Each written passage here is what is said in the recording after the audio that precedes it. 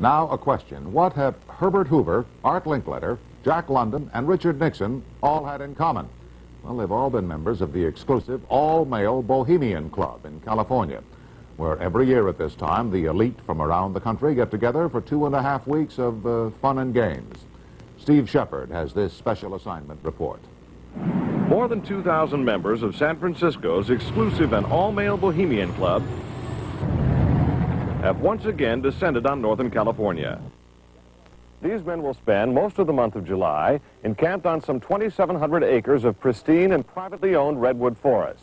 Forest very much like this.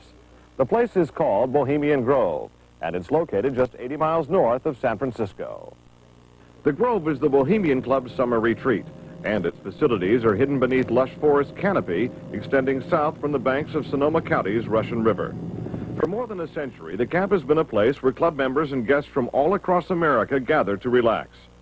The retreat is divided into dozens of small camps, the most prominent of which is called Mandalay. Among its members are businessmen like Leonard Firestone and Edgar Kaiser, and political figures like Gerald Ford, Henry Kissinger, William French Smith, and George Shultz. President Reagan, Vice President Bush, and Defense Secretary Weinberger are members of other camps. Richard Nixon is a Bohemian, and so are high-ranking executives of such companies as Eastern Airlines, Standard Oil of Indiana, and Bank of America. For the most part, the men of Bohemian Grove are over 50, highly successful, and, according to many employees, politically conservative. Well, each year, many of them seem to have a stunt or try to come up with a stunt. Last year, in 1980, the popular button was Free the Fortune 500. Membership in the Grove is by invitation only and is determined by such factors as social standing, occupation, and personal connections. Privacy is one of the Grove's most cherished virtues. Members may not photograph, record, speak, or write about activities at the retreat. While many public officials are Grove members, the press is a distinctly unwelcome guest. We're from ABC News. Well, get back there. Get back there. Can we talk to somebody in the... Get back there. Anyone willing to navigate a boat up the Russian River can get a glimpse of the northern edge of the compound, but that's about all. Still, there are outsiders who have researched the Grove. Sociology professor William Dumhoff found out enough to write a book on the place. Well, I think it's a playground for the powerful. It's a place where wealthy men from all of the United States gather for 2 weeks to relive summer camp with this ceremony called the cremation of care that begins the 2-week encampment where the body of dull care, symbolizing woes and concerns, is burned on an altar in front of a big owl statue. When that ceremony ends, they all start to cheer and yell and hand each other a beer. Other regular activities include the production of 2 plays, one of which involves major sets, orchestral music, and extravagant costumes. The other play appears to be just a bit on the lighter side, at least judging from these old photos. Members also spend time swimming, hiking, relaxing in the sun, and doing a bit of drinking from the Grove's own privately labeled spirits. Like a boys' camp, the Grove has a symbol, in this case a somewhat fierce-looking owl.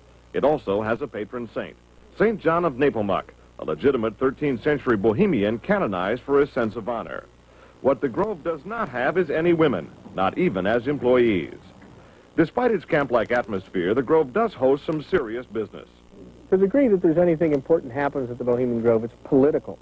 The important speeches that have been made at the Bohemian Grove have been made, for instance, and the best example, by Richard Nixon.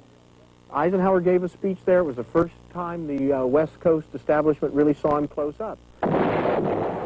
Discussions at the Grove in the 1930s helped lead to the development of nuclear power and the atomic bomb. It was at the Grove in 1967 that Richard Nixon and Ronald Reagan hashed out differences over their presidential ambitions. Each year, guests like Henry Kissinger or Zbigniew Brzezinski address members on their areas of expertise. Presidential counselor Edwin Meese will be among this year's speakers. And each year, other guests come to the Grove simply to enjoy themselves. This year, CIA Director William Casey is a scheduled guest of John McCone, former CIA Director. Baseball Commissioner Bowie Kuhn has been invited as a guest of baseball owner Peter O'Malley. Despite the presence of so many notables, the Grove is not without its small headaches. Anti-nuclear demonstrators gathered near the entrance to the retreat this year to wave signs and chant slogans. The Grove is also facing a suit from the state of California because it refuses to hire women. Still, the Bohemian Grove seems in no danger of passing. Herbert Hoover called it the world's greatest men's party. and there is a list of powerful people waiting to get in on it. Steve Shepard, ABC News, San Francisco.